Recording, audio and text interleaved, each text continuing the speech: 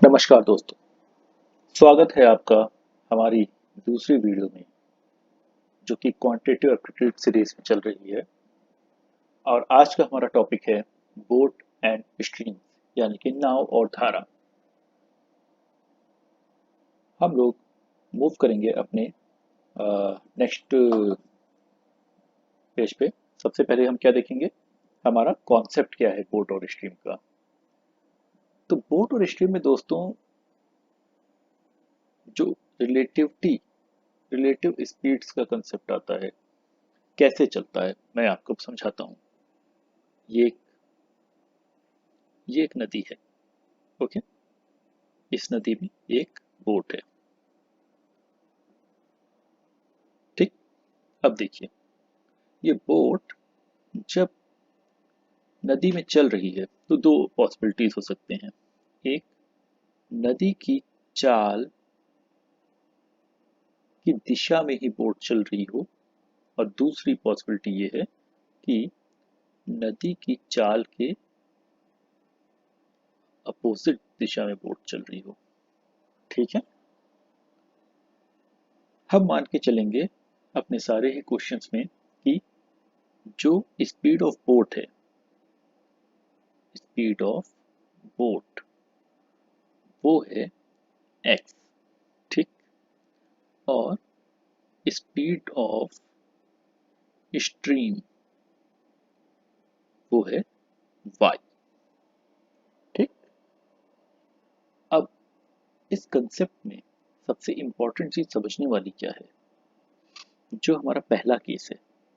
इस पहले केस में जो टोटल स्पीड होगी, मतलब कि जब नदी की दिशा में ही नाव चल रही है, तो इफेक्टिव स्पीड ऑफ उस समय नाव की हो जाएगी एक्स प्लस वाई। क्यों? क्योंकि नदी की चाल भी नाव की चाल में ऐड हो जाएगी। वहीं दूसरी ओर हमारी जब नाव अपोजिट डायरेक्शन में चल रही है, तो चाल क्या हो जाएगी बोट की, एक्स माइनस वाई। क्योंकि बोट आगे जाने की कोशिश करेगी और नदी उसे पीछे ढकेलने की कोशिश करेगी। तो नदी की चाल को अगर माइनस कर दें बोट की चाल में से, तो वो इफेक्टिव स्पीड ऑफ स्ट्रीम कहलाएगी।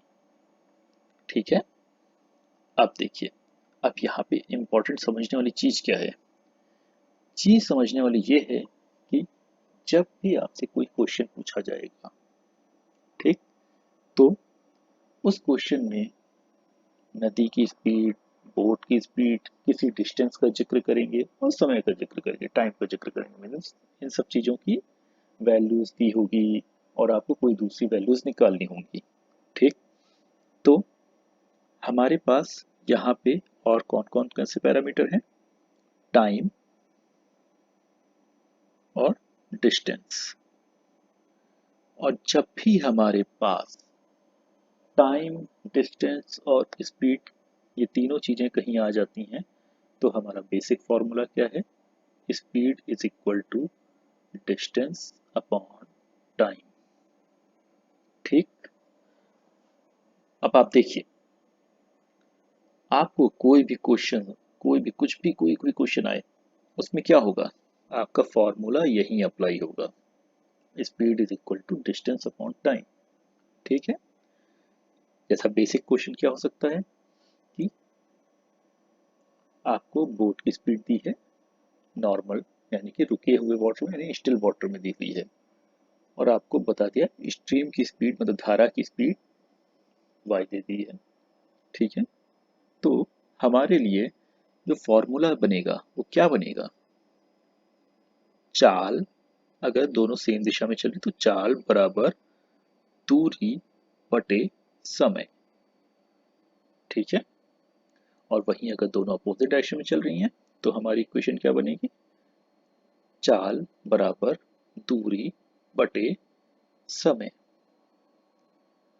इस इक्वेशन के अलावा और कोई भी इक्वेशन आपकी किसी भी तरह के क्वेश्चन में नहीं लगेगी जो कि रिलेटेड हो बोट और स्ट्रीम से। चलिए हम देखते हैं कुछ क्वेश्चंस। जो सबसे पहला क्वेश्चन है वो क्या आ रहा है? एक व्यक्ति नाव से धारा के विपरीत दिशा में बी से ए की ओर और धारा की दिशा में ए से बी की ओर 3 घंटे में तय करता है। तो चलिए हम सबसे पहले अपना डायग्राम बनाते हैं। ये पॉइंट ए है, ये पॉइंट बी है, ठीक है। तो सबसे पहले व्यक्ति क्या हो रहा है, धारा की दिशा के विपरीत में बी से ए की ओर जा रहा है। धारा की दिशा के विपरीत अगर बी से ए की ओर जा रहा है और तो इस समय ये किस स्पीड से ट्रेवल कर रहा है? अगर नाव की स्पीड x है, धारा की स्पीड y है, तो x माइनस वाई स्पीड से तय कर रहा है दूरी, ठीक है। और धारा की दिशा की साथ अगर a से b की ओर जा रहा है तो वो ये डिस्टेंस तय करेगा x प्लस वाई की स्पीड से, ठीक है। a और b के बीच की डिस्टेंस हम अज्यूम कर लेते हैं d है, ठीक। और अब आप ये देखिए, a से b की ओर जाने में समय अगर हम मान के चलते हैं t1 लग रहा है और b से a की ओर आने में समय अगर t2 लग रहा है, ठीक है। तो आपको क्या चाहिए? आपको ये देखना है कि इस इक्वेशन में हम पूरी चीजों को कैसे रखेंगे। अब देखिए आपको दिया क्या है, टोटल समय दिया है 3 घंटा लग रहा है, ठीक है। मतलब टोटल जो टाइम लग रहा है वो 3 आवर्स लग रहा है। इसका मतलब क्या है कि ये जो t1 प्लस t2 की वैल्यू है, ठीक है, ये कितनी है? 3 आवर्स। ये बात समझ में आ गई होगी आप सबको। तो अब मूव करते हैं इसके नेक्स्ट स्टेप पे। इसमें आपको क्या दे रखा है? स्पीड ऑफ बोट आपको दे रखी है 9 किलोमीटर पर आवर और स्पीड ऑफ स्ट्रीम दे रखी है 3 किलोमीटर पर आवर। तो इसका मतलब क्या है? सॉरी, स्पीड ऑफ बोट, हाँ करेक्ट, 9 किलोमीटर और स्पीड ऑफ स्ट्रीम दे रखी है 3 किलोमीटर। इसका मतलब आपको यहाँ पे वैल्यू पता है x की 9 और y की 3, ठीक है। और आपको निकालना क्या है? डिस्टेंस निकालनी है। तो अब देखिए, सबसे पहले हमारा क्वेश्चन, हमारी इक्वेशन वही रहेगी। क्या रहेगी कि जब धारा की दिशा में चले हम लोग तो चाल बराबर, दूरी तो हमने d ही तय की है लेकिन समय उस समय t1 लिया था, तो हम यहां से t1 की वैल्यू निकालेंगे d upon x plus y, ठीक। सिमिलरली जब हम धारा के विपरीत चले तो चाल हमारी x माइनस वाई रही, दूरी तो d ही रहेगी लेकिन समय इस समय क्या रहा? t2 रहा। तो हम t2 की वैल्यू यहां से निकाल पाएंगे d upon x minus y. समझे आप लोग? इन दोनों t1 और t2 को जब जोड़ेंगे तो वो क्या है? 3 घंटे है। यानी कि t1 plus t2 is equal to d upon x plus y plus d upon x minus y. t1 plus t2 तो 3 घंटे आपको पता है, डिस्टेंस आपको नहीं पता है, x 9 पता है आपको, y 3 है, प्लस d अपॉन 9 माइनस 3, ठीक है। सारी वैल्यू आपने सब्स्टिट्यूट कर दी। चलिए अब हमें, आपको दिखने लग गया होगा कि ये सॉल्यूशन कैसे करना है। हमें सिर्फ d की वैल्यू निकालनी है, यहाँ पे बची हुई है 3 is equal to d upon 12 plus d upon 6। इस चीज में एलसीएम आया आपका 12, तो d plus 2d implies that ये इधर मल्टीप्लाई होगा तो 36 is equal to 3d। Okay, implies that d is equal to 12 और ये क्या हुआ? किलोमीटर्स। तो आपका आंसर क्या आ गया? ए और बी के बीच की दूरी 12 किलोमीटर से। समझे आप लोग? चलिए अब हम लोग मूव करते हैं अपने अगले क्वेश्चन की ओर। देखिए दोस्तों, हमने आपको बता रखा है कि हर क्वेश्चन में आपको एक ही फॉर्मूला यूज करना है। वो क्या है? चाल बराबर दूरी बटे समय, means speed is equal to distance upon time. अब इस क्वेश्चन को पढ़ते हैं हम लोग। क्या कह रहा है? एक व्यक्ति शांत जल में 4.5 किलोमीटर पर आवर की स्पीड से तैरता है। अब हमेशा बोट में चलता था, अब यहाँ पे तैर रहा है। कंसेप्ट सेम रहेंगे। मतलब कि जो स्पीड ऑफ द पर्सन है वो क्या है? 4.5 किलोमीटर पर आवर। ठीक।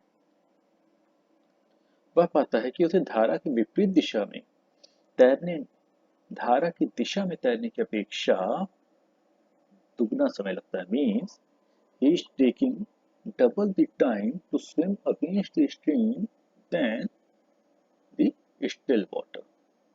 Than the along the stream. Okay? तो उसमें पूछना है कि धारा की चाल कितनी है। मतलब हमें यहाँ पे निकालनी है y की वैल्यू। हमें y नोन नहीं है। ठीक है?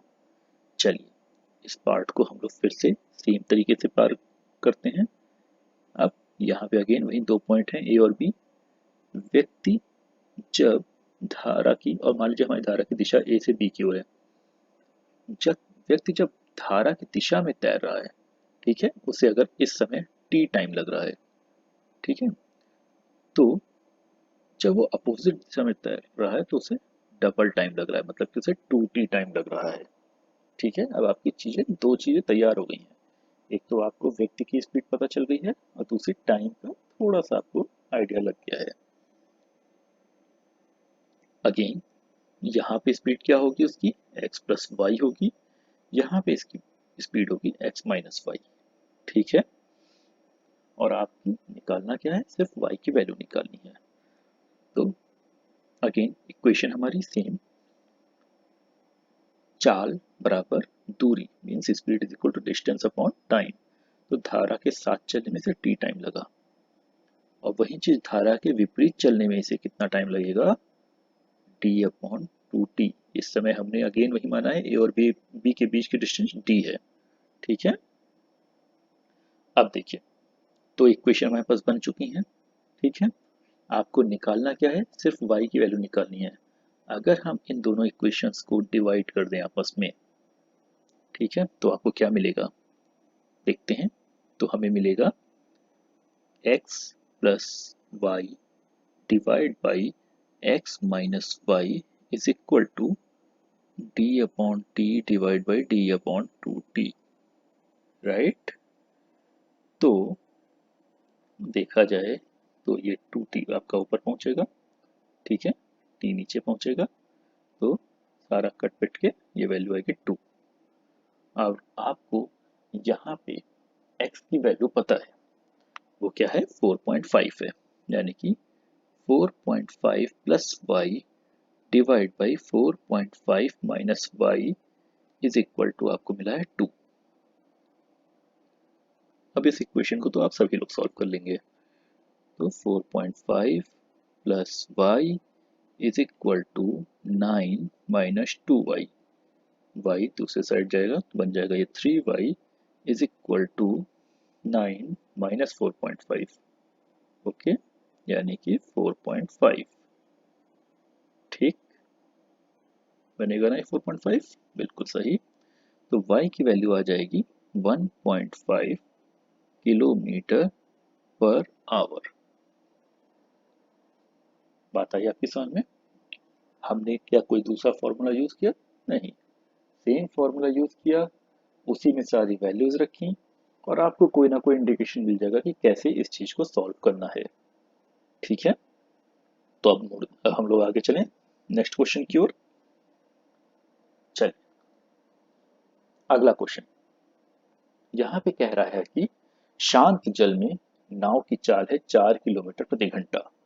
मीन्स आपको क्या मिल रखा है? यहाँ पे x की वैल्यू दे रखी है। x इज इक्वल टू कितना है? 4 किलोमीटर पर आवर। ओके, और धारा की भी आपको चाल दे रखी है, means y is equal to क्या दे रखा है आपको, 2 किलोमीटर पर आवर। आप कह रहा है यदि नाव को धारा के विपरीत दिशा में कोई निश्चित दूरी तय करने में 9 घंटे लगते हैं, मतलब कि हमारे पॉइंट्स फिर से क्या है, ए पॉइंट, बी पॉइंट। अगर ए से बी, ठीक है, धारा की चाल हम मान के चलते हैं हमेशा ए से बी की ओर है।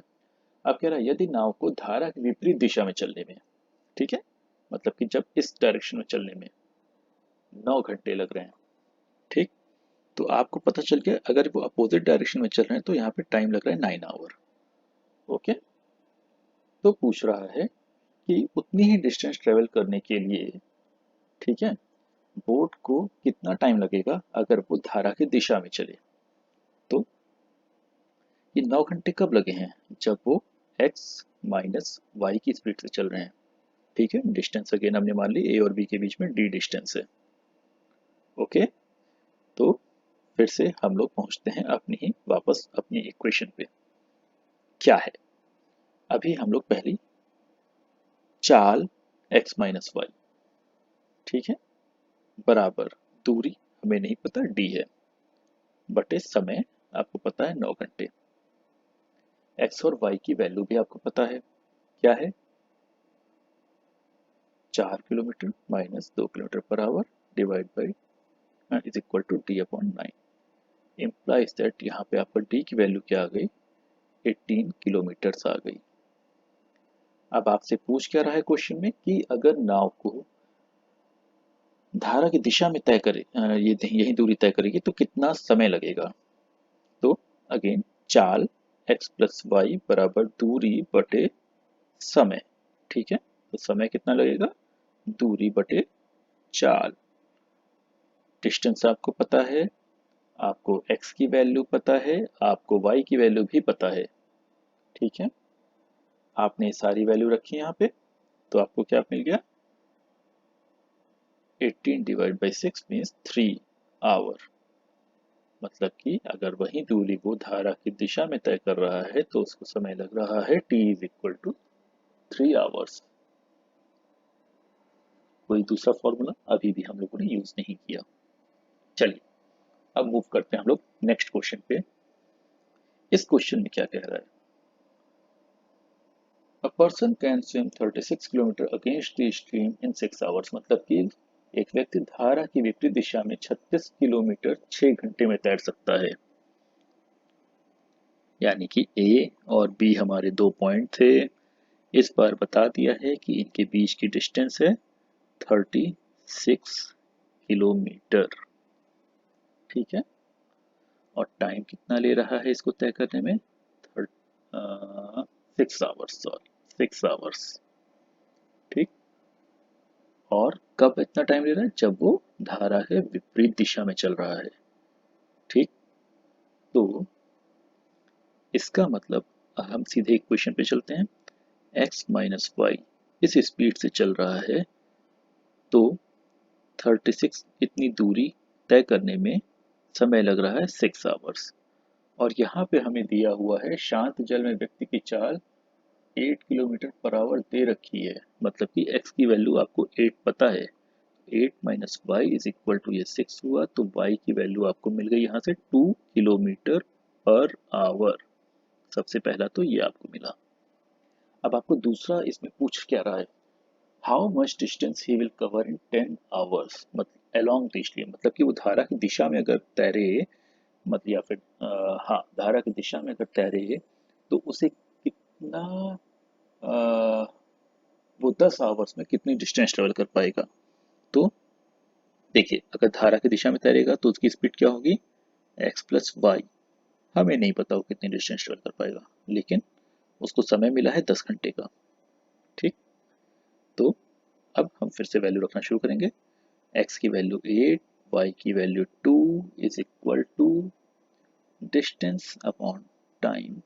इसका मतलब वो तय कर पाएगा टोटल डिस्टेंस 100 किलोमीटर्स।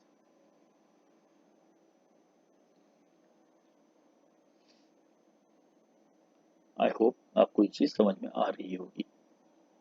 ठीक है, फॉर्मूले अभी भी हमने चाल बराबर दूरी बटे समय ही यूज किया है। चलिए मूव करते हैं फिर से नेक्स्ट क्वेश्चन। अब इस समय पूछ रहा है, एक व्यक्ति धारा के विपरीत दिशा में 16 किलोमीटर पर आवर्स की स्पीड से चल रहा सकता है, यात्रा कर सकता है, मतलब ट्रैवल कर सकता है, और धारा की दिशा में 28 किलोमीटर की चाल से चल सकता है। तो उसकी औसत चाल निकालनी है अब आपको। अब देखिए औसत चाल का कंसेप्ट क्या होता है, पहले वो समझा देता हूँ मैं आपको। औसत चाल का मतलब क्या होता है, अगर आपके दो पॉइंट हैं ए और बी, ठीक है, इसी प्रश्न के हिसाब से मैं समझाऊंगा आपको। कह रहा है कि ये जो, अगर धारा की विपरीत दिशा में चल रहा है पहले, ठीक है, और फिर धारा की दिशा में चल रहा है, ठीक, धारा की दिशा में जब चल रहा था तो उसकी स्पीड है 28 किलोमीटर पर आवर, मतलब कि x प्लस वाई की वैल्यू आपको मिली है 28, ठीक है, और वहीं धारा के अगेंस्ट कितनी है उसकी स्पीड 16 है, ठीक है। तो फिर डिस्टेंस हमारी d है, हुँ? समय का अभी हमें कुछ नहीं पता, ऑब्वियस सी बात है, जब धारा के अगेंस्ट चलेगा तो मान लेते हैं t1 ले रहा है, और जब धारा की दिशा में चल रहा है तो मान लेते हैं t2 समय ले रहा है, ठीक। तो इसने एक्चुअल में टोटल डिस्टेंस कितनी कवर की आप ये सोचिए। पहले वो ए से बी की ओर गया, फिर बी से ए की ओर गया, मतलब कि टोटल डिस्टेंस जो कवर्ड है वो है 2d, ठीक है, और टोटल समय कितना ले रहा है वो t1 प्लस t2।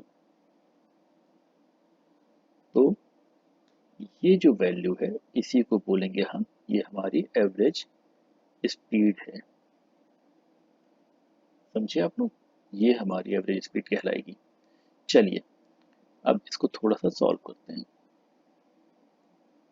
अगर आप इन दोनों इक्वेशन को सॉल्व करना चाहेंगे तो आपको क्या मिलेगा, 2x, दोनों को जोड़ने पे 2x is equal to 44 means x is equal to आपको मिल गया 22। तो जब आप y निकालेंगे किसी भी इक्वेशन में रख दीजिए, मान लीजिए यहाँ आपने y की x की वैल्यू 22 रखा तो y की वैल्यू आ जाएगी 6। ओके, तो ये स्पीड आपको मिल गई पर्सन की और स्ट्रीम की, ठीक है। चलिए अब हम लोग आगे बढ़ते हैं। जब धारा के साथ चल रहा था तो x plus y is equal to distance upon time, let's say it is t1। जब धारा की यानी कि t1 की वैल्यू क्या आ गई, d अपॉन 28 आ गई, और जब धारा के अगेंस्ट चल रहा था तो 16 is equal to distance upon दूसरा टाइम लिया, डिस्टेंस सेम है लेकिन टाइम अलग है, ठीक है, तो t2 is equal to d upon 16, ठीक है।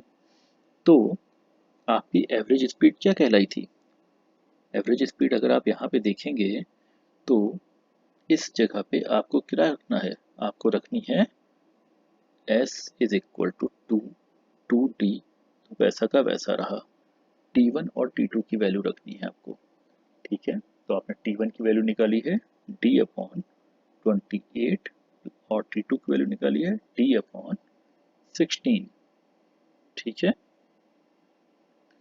तो अगर आप देखें तो ऊपर d और नीचे से d कॉमन लेके आपस में कैंसिल आउट हो जाएगा, तो ये वैल्यू क्या हो जाएगी 2 अपॉन 1/28 प्लस 1/16, ठीक है। अब इस इक्वेशन को बस आपको मतलब इस छोटी सी प्रॉब्लम को सॉल्व करना है। तो 16 प्लस 28 डिवाइड बाई 28 इंटू 16 और ऊपर 2 बचा रहेगा is equal to 2 upon 2 into 28 into 16 divide by, इन दोनों का सम हो गया 44, ओके, यानी कि 2 22 2 8 जा 11 इज इक्वल टू 28 इंटू 8 करेंगे तो 8 8 जा 64, 2 8 2 जा 16, 17 18, 184/11 आपका किलोमीटर पर आवर इसकी एवरेज स्पीड आपको मिलेगी। ठीक है, चलिए एक बार रिविजिट कर लेते हैं कि कहीं कोई गलती ना हुई हो तो, और आपको रिवीजन भी करा देते हैं कि कैसे ये चीज़ चल रही है। ठीक है, आपने देखा कि जो सब्जेक्ट है हमारा, मतलब कि यहाँ पर्सन है, उसने टोटल डिस्टेंस कितनी ट्रेवल की है 2D, एक बार जाना एक बार आना। टोटल टाइम कितना लिया होगा, जाने में लगा समय प्लस वापस आने में लगा समय। ठीक, तो उसकी एवरेज स्पीड क्या हो गई, दूरी बटे चाल। ठीक, अब नेक्स्ट देखिए, यहाँ पे सबसे पहले आपने देखा कि धारा के साथ चलने में, ओके, दूरी डी तय की है, समय t1 लिया है, तो चाल बराबर दूरी बटे समय, तो यहाँ से समय की वैल्यू आपने निकाल ली दूरी बटे चाल। सिमिलरली धारा के अगेंस्ट चलने में क्या हुआ, दूरी बटे समय, तो समय क्या हो गया, दूरी बटे चाल। यहाँ से जो t1 और t2 की वैल्यू निकाली है वो आपने इस जगह पे प्लेस कर दी।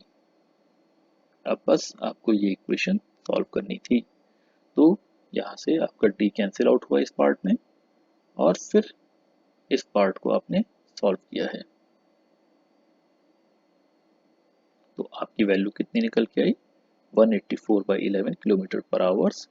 और बहुत बार आपने देखा होगा कॉम्पिटिटिव एग्जाम्स में वो इस चीज़ को यहीं पे नहीं छोड़ते हैं, वो क्या कर देंगे, इसको और सॉल्व आउट करेंगे, तो 11 1 11, 7 4 74, 11 6 66, और फिर 8/11 इन 16 एंड 8/11 किलोमीटर पर आवर, ये आपका होगा सॉल्यूशन।